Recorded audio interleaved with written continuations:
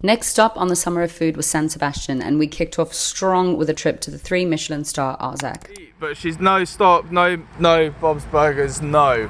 A little outside of the old town, we did a big walk there and arrived both sweaty and hungry, but this meal was an experience. The bread was obviously yum, and with the butter split into, I believe, a pork flavour and a garlic flavour, we gobbled it down. Amuse-bouche had some pretty weird names like energetic shrimp and Iberian pork with its secrets, but they were all delicious, including the garlic soup. If you don't know me, I love soup. Now on to the 8 courses. First up was fish in the day in tomato string. I'm still unsure what the tomato string was, but this was delicious. The fish was fresh. The fruit and confit lemon gave it some amazing tanginess too.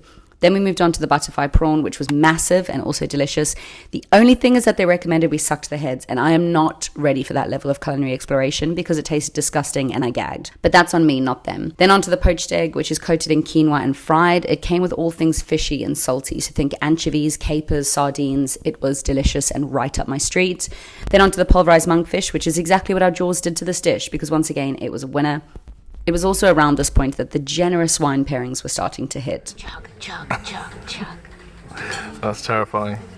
Afterwards, you chose between meat or poultry, and Ben and my effort to always eat everything, we chose one each and we shared. The pigeon wasn't for me, I'm just not a fan of pigeon, but Ben loved it, and the beef we both agreed was gorgeous and perfectly cooked.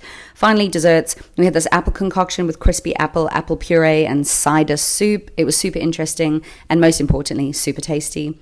And then chocolate and molasses bread to finish. It had this crispy bread thing which tasted just like elevated Cocoa Pops, which doesn't sound like a compliment, but it is. It was a stunning finish.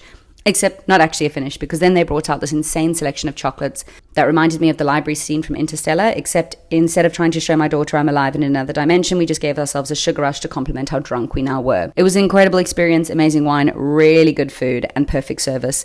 The perfect way to kick off our trip and to really set the bar for food in San Sebastian, which is what we needed because the next meal was fucking terrible. Tune in next time. We know the meal was shit because we're looking forward to the end.